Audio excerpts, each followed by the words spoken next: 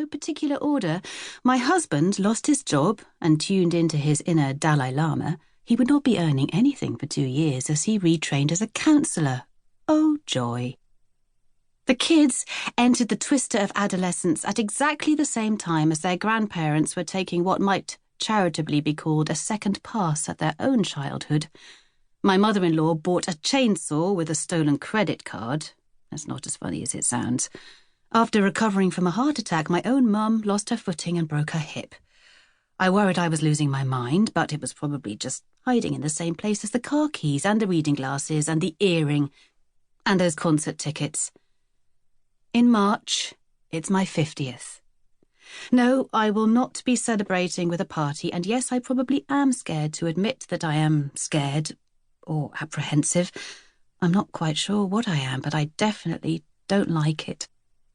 To be perfectly honest, I'd rather not think about my age at all, but significant birthdays, the kind they helpfully put in huge embossed numbers on the front of cards to signpost the road to death, have a way of forcing the issue.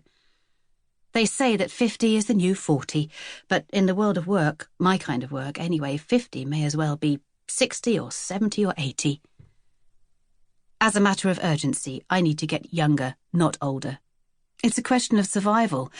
To get a job, to hold on to my position in the world, to remain marketable and within my sell-by date, to keep the ship afloat, the show on the road, to meet the needs of those who seem to need me more than ever, I must reverse time, or at least get the bitch to stand still.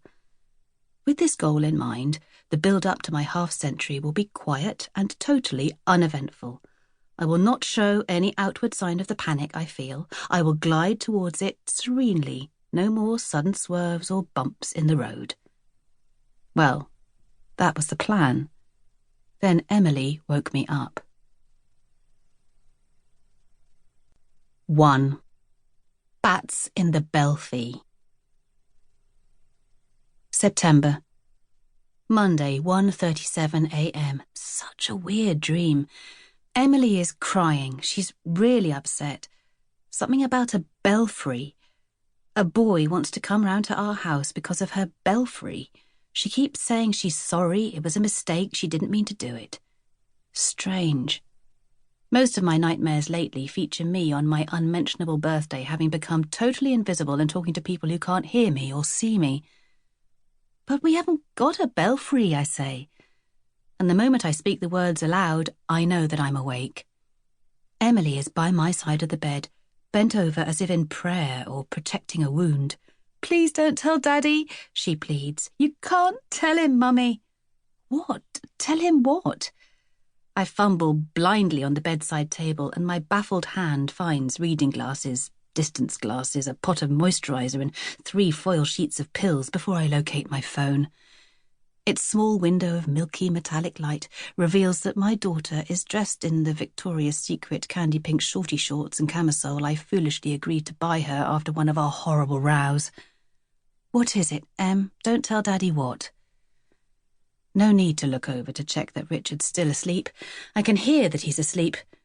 With every year of our marriage, my husband's snoring has got louder. What began as piglet snufflings 20 years ago is now a nightly hog symphony complete with wind section. Sometimes at the snore's crescendo it gets so loud that Rich wakes himself up with a start, rolls over and starts the symphony's first movement again. Otherwise he is harder to wake than a saint on a tomb.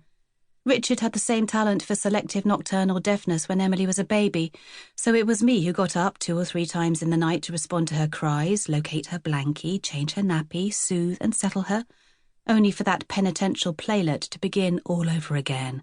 Maternal sonar doesn't come with an off switch, worst luck. "Mum," Emily pleads, clutching my wrist. I feel drugged. I am drugged. I took an antihistamine before bed because I've been waking up most nights between 2 and 3, bathed in sweat, and it helps me sleep through. The pill did its work all too well, and now a thought, any thought at all, struggles to break the surface of dense, clotted sleep. No part of me wants to move.